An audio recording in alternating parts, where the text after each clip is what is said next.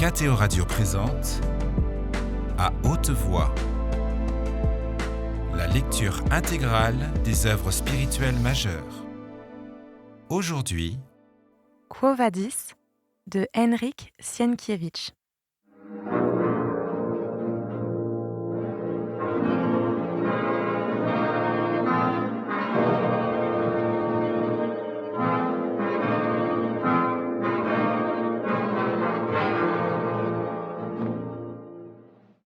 Aulus s'était à juste raison douté qu'il ne serait pas autorisé à comparaître devant Néron. On lui répondit que César était occupé à chanter avec le luthiste Terpnos et qu'en règle générale, il ne recevait pas ceux qu'il n'avait pas convoqués. En d'autres termes, cela signifiait qu'Aulus ne devait pas, à l'avenir non plus, chercher à le voir. En revanche, Sénèque, bien que fiévreux, reçut le vieux guerrier avec tout le respect qui lui était dû. Mais lorsqu'il entendit de quoi il s'agissait, il sourit avec amertume et dit « Je ne puis te rendre qu'un seul service, noble Plotius, celui de te prier de ne jamais révéler à César que mon cœur partage ta douleur et que je voudrais t'aider.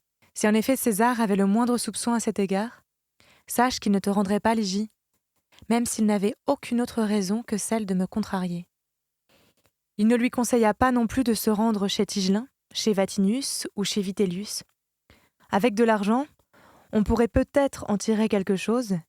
Peut-être voudrait-il faire enrager Pétrone, dont il cherche à saper l'influence, mais, de toute évidence, il trahirait à César combien Ligie était chère au Plotius, ce qui serait une raison de plus pour que Néron ne veuille la leur rendre. Là, le vieux sage se mit à parler avec une ironie mordante, dont il dirigeait la pointe contre lui-même. « Tu t'es tu, Plotius, tu t'es tu des années durant. Or César n'aime pas ceux qui se taisent. Comment as-tu pu ne pas t'extasier devant sa beauté, sa vertu, son chant, ses déclamations, sa façon de conduire un char, ses vers?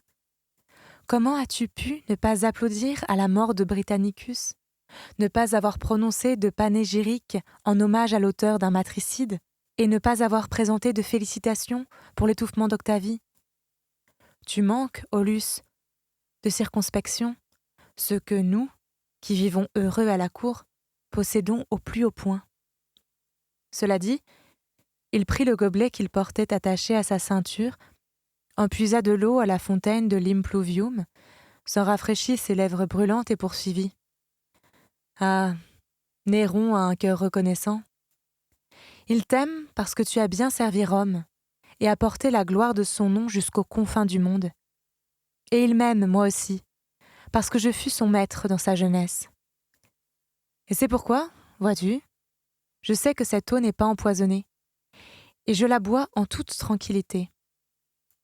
Le vin chez moi serait moins sûr, mais si tu as soif, n'hésite pas à boire de cette eau.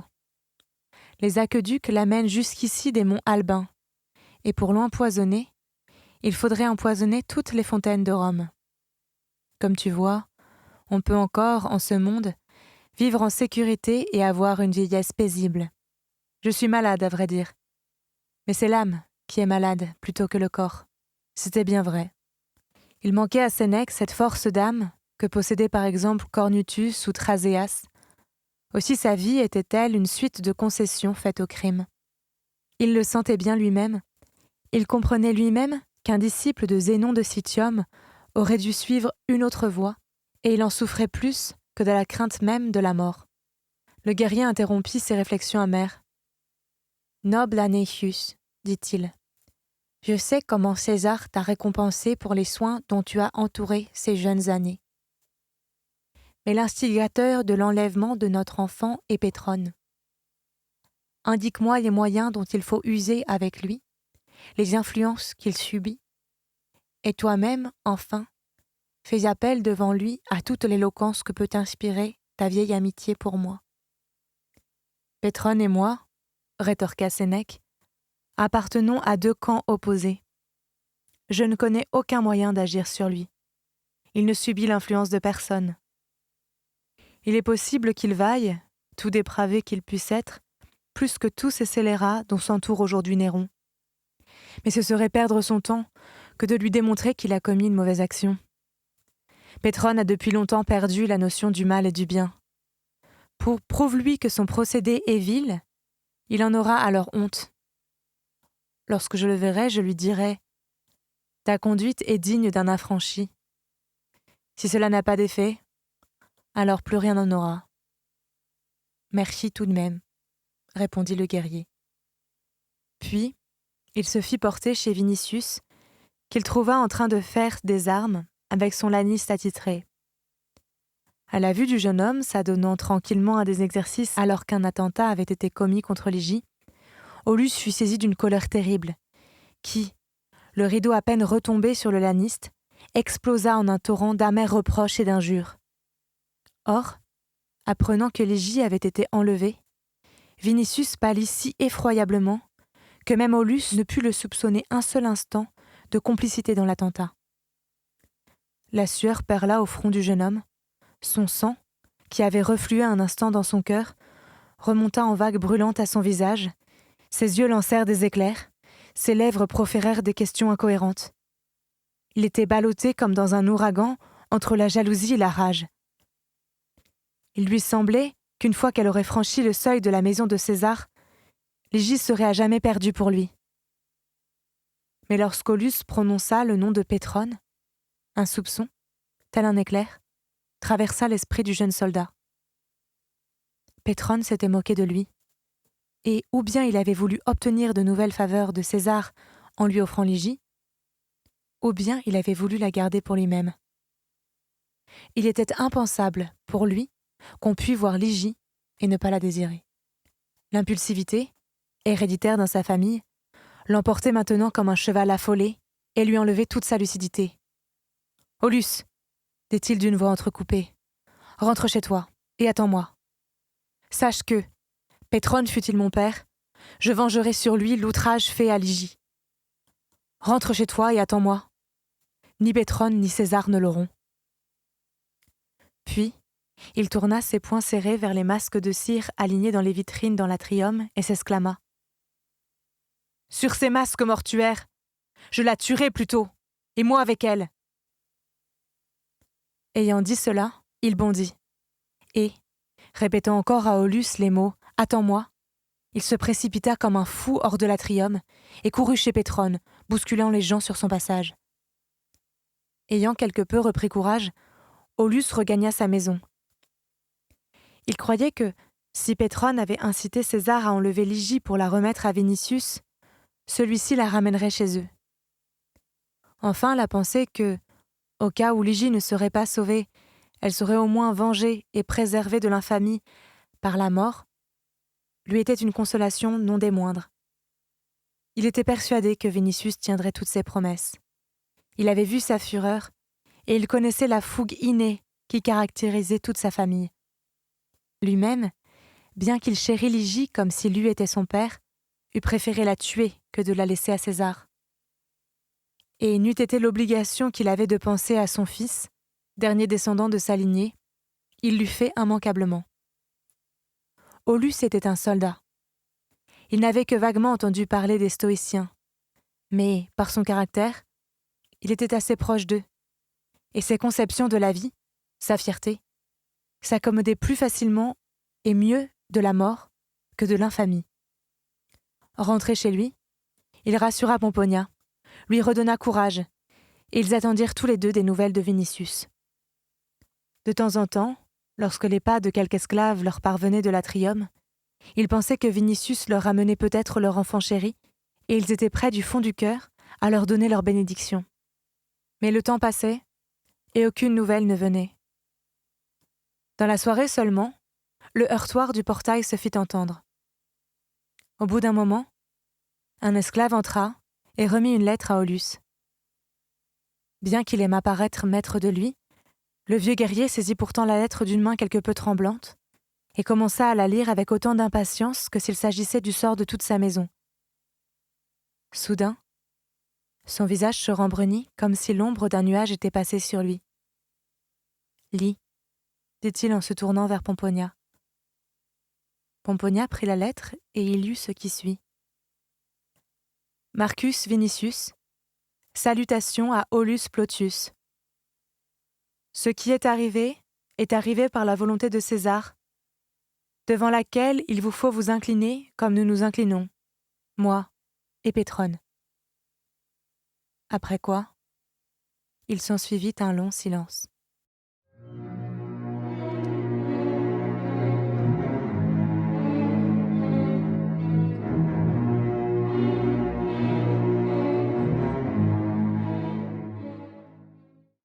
Pétrone était chez lui. Le portier n'osa pas retenir Vinicius qui s'engouffra dans l'atrium comme une rafale et, apprenant qu'il fallait chercher le maître de séance dans la bibliothèque, il s'y précipita. Pétrone était en train d'écrire. Il lui arracha le roseau de la main, le brisa et en jeta les morceaux à terre, puis enfonça ses doigts dans son épaule. Enfin, rapprochant son visage du sien, il lui cria d'une voix rauque. « Qu'en as-tu fait ? Où est-elle » Soudain, il se passa une chose ahurissante. Le svelte, l'efféminé Pétrone saisit la main du jeune athlète agrippé à son épaule, après quoi il happa son autre main et, les tenant dans une seule des siennes avec la force d'un étau de fer, il dit « Moi, je suis patraque seulement le matin. Le soir, je retrouve ma vigueur d'antan. Essaie de te dégager. C'est un tisserand qui a dû t'apprendre la gymnastique, un forgeron les us et coutumes. » Sur son visage, on ne lisait même pas la colère. Dans ses yeux seulement brilla une pâle lueur de courage et d'énergie. Au bout d'un moment, il relâcha les mains de Vinicius qui se tenait devant lui, honteux, humilié et rageur. « Tu as une main d'acier, vociféra-t-il. Mais je te jure sur tous les dieux de l'enfer que si tu m'as trahi, je t'enfoncerai un couteau dans la gorge, même si cela devait se faire dans les chambres de César. » « Parlons calmement, » répliqua Pétrone.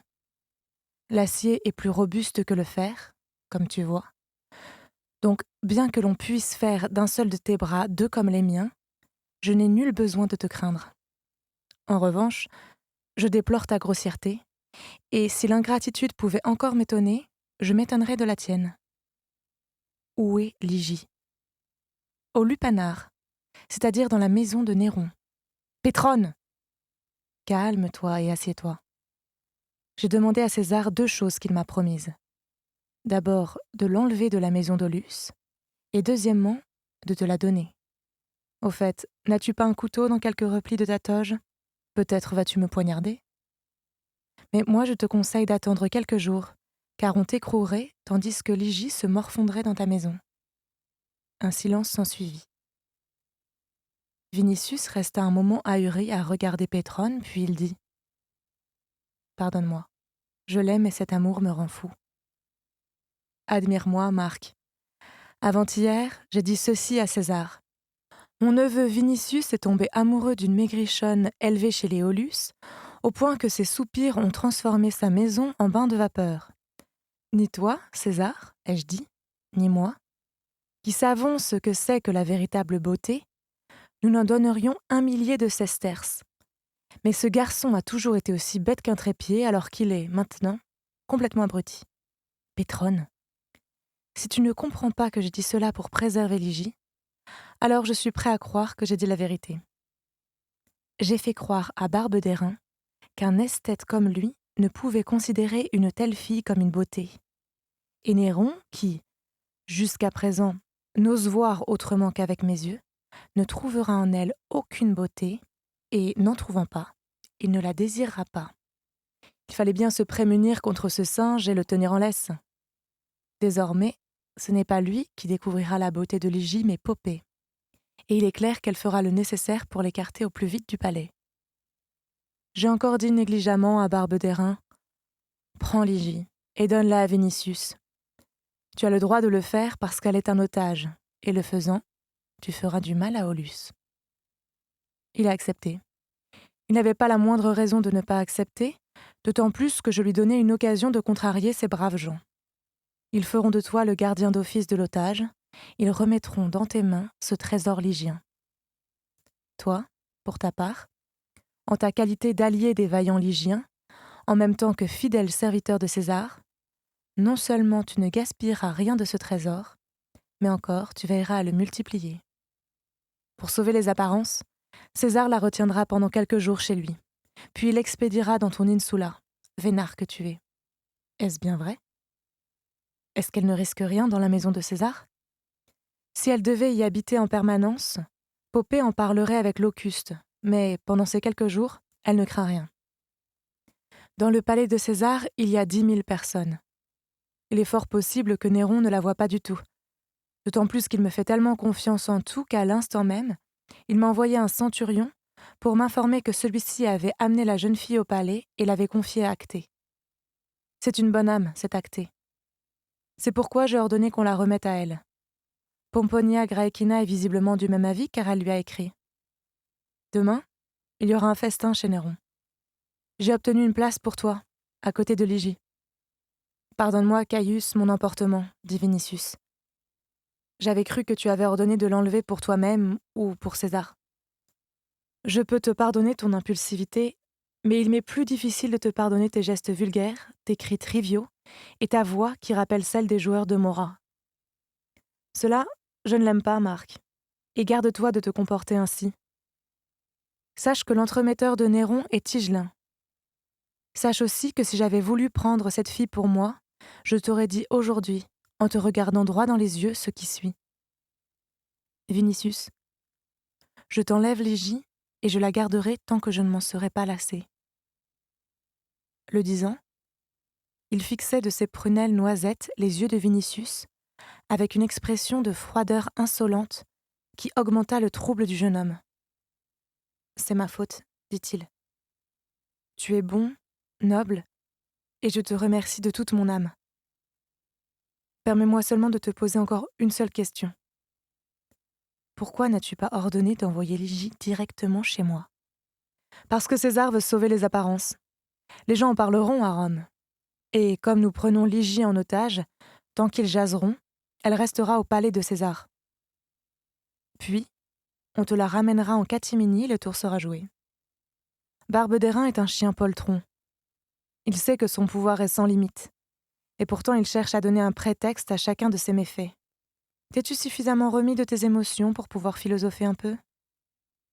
Je me suis moi-même parfois demandé pourquoi le crime, fût-il aussi puissant que César et aussi sûr que lui de son impunité, cherche-t-il toujours à se donner des apparences de légalité, de justice et de vertu? Pourquoi lui faut-il se donner toute cette peine? Assassiner un frère, une mère et une épouse est, à mon avis, une chose digne de quelque roitelet asiatique et non pas d'un empereur romain. Mais si cela m'était arrivé, je n'aurais pas écrit des lettres de justification au Sénat. Néron, lui, en écrit. Néron cherche des apparences parce que Néron est un lâche. Un Tibère, pour ne citer que lui, n'était pas un lâche, et pourtant il a justifié chacun de ses forfaits. Pourquoi en est-il ainsi? Comment comprendre cet étrange, cet involontaire hommage rendu par le mal à la vertu? Et sais-tu ce qui me vient à l'esprit? Eh bien, il en est ainsi parce que le crime est laid, alors que la vertu est belle. Ergo, un véritable esthète est, par là même, un homme vertueux. Ergo, je suis un homme vertueux. Il me faut offrir une libation aux ombres de Protagoras, Prodicus et Gorgias. Il faut croire que les sophistes eux-mêmes peuvent servir à quelque chose. Écoute toujours car je continue. J'ai fait enlever Ligie au Aulus pour te la donner. Bien. Lysippe aurait fait de vous des groupes merveilleux. Vous êtes beaux tous les deux, et par conséquent, mon acte est beau. Et comme il est beau, il ne peut être mauvais. Regarde, Marc, tu vois, assise devant toi, la vertu incarnée en Pétrone. Si Aristide vivait encore, il devrait venir chez moi et m'offrir 100 mines pour un bref exposé sur la vertu. Mais Vinicius, que la réalité intéressait plus que les cours sur la vertu, lui dit « Demain, je verrai Ligie. Puis je l'aurai chez moi tous les jours.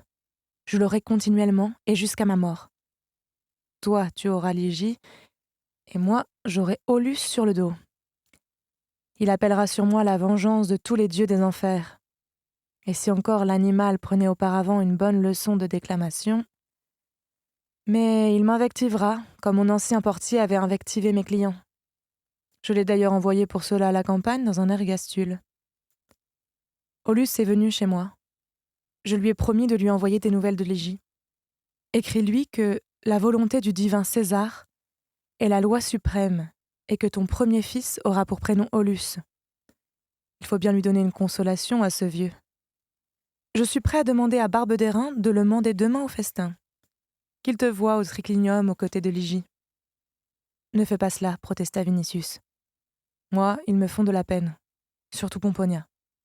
Il s'assit pour écrire la lettre qui ôta au vieux guerrier ce qui lui restait d'espoir.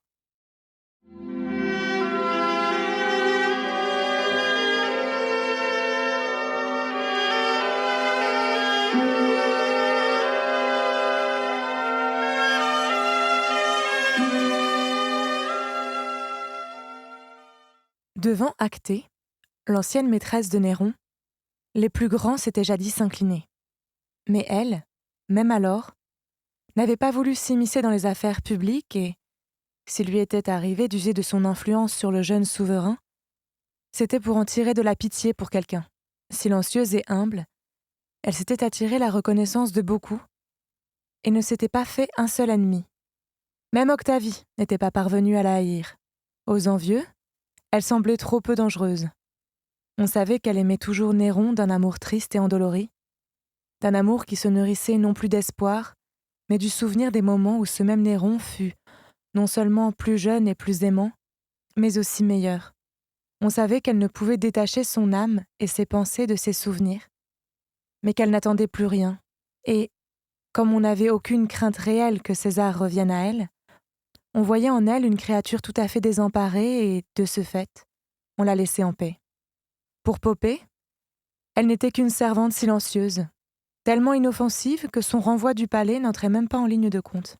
Cependant, vu que César avait aimé Actée autrefois et qu'il l'avait abandonnée sans rancune, d'une manière paisible et même en un sens amical, on avait gardé pour elle certains égards. L'ayant affranchie, Néron lui avait donné dans le palais un appartement qui comprenait un cubiculum et une poignée de serviteurs, comme ce fut le cas en son temps avec Pallas et Narcisse, qui, bien qu'étant des affranchis de Claude, étaient non seulement des convives de l'empereur au festin, mais encore y occupaient en leur qualité de ministres puissants des places de choix, on l'invitait parfois, elle aussi, à la table de César. On le faisait peut-être aussi parce que son ravissant minois était un véritable ornement du festin. D'ailleurs, dans le choix des convives, César avait depuis longtemps déjà cessé de tenir compte des avis de quiconque. On voyait à table une foule hétéroclite de gens de tous les États et de toutes les professions.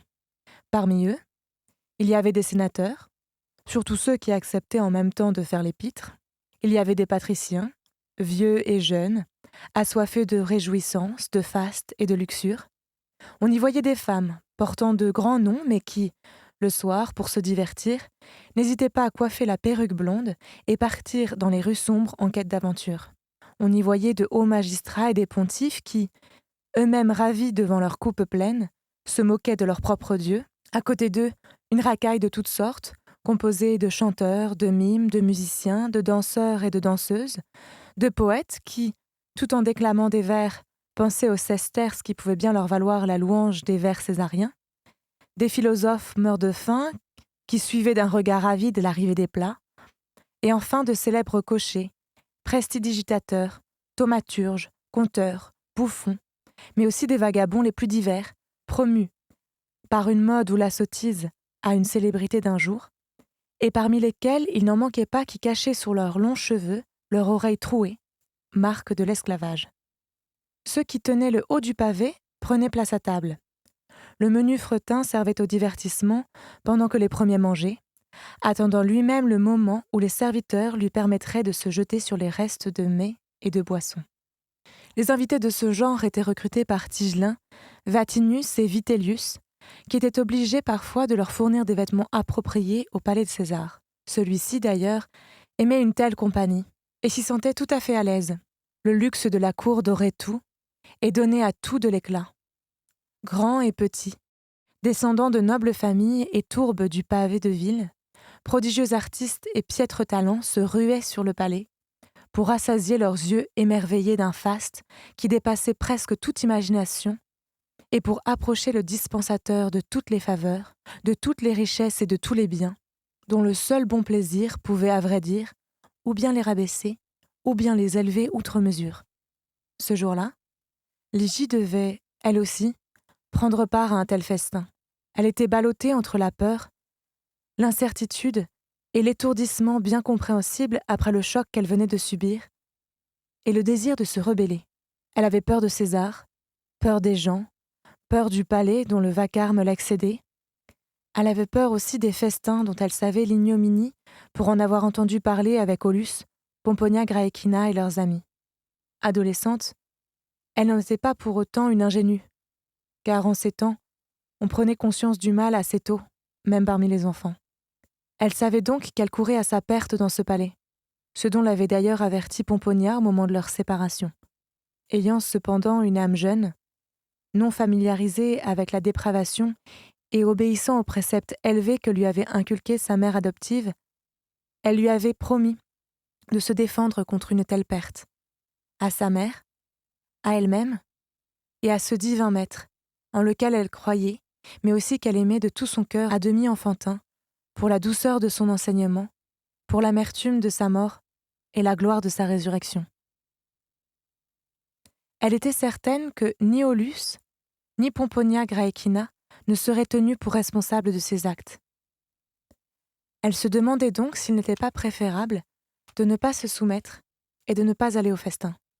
Tantôt la peur et l'inquiétude pétrifiaient son âme, tantôt naissait en elle le désir de faire preuve de courage, de persévérance, d'affronter le supplice et la mort.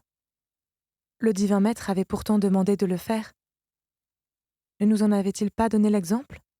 Pomponia lui avait même raconté que les plus fervents parmi les adeptes désiraient de toute leur âme une telle épreuve et la demandaient dans leurs prières. Ligie était, elle aussi, prise d'un tel désir quand elle était encore chez les Aulus. Elle se voyait martyre, avec des plaies aux mains et aux pieds, blanches comme la neige, d'une beauté surnaturelle, portée dans l'azur par des anges tout aussi blancs, et son imagination se complaisait dans des visions semblables. Il y avait en cela beaucoup de rêves enfantins, mais aussi un tant soit peu de narcissisme que Pomponia réprimandait. C'était À haute voix, une émission de KTO Radio. Aujourd'hui, Quo Vadis. Lecture, Marie Rambaud. Captation et réalisation, Gustave Schlicht et Thibaut Dagalier. Une émission disponible en podcast sur ktoradio.com ou sur l'application KTO Radio.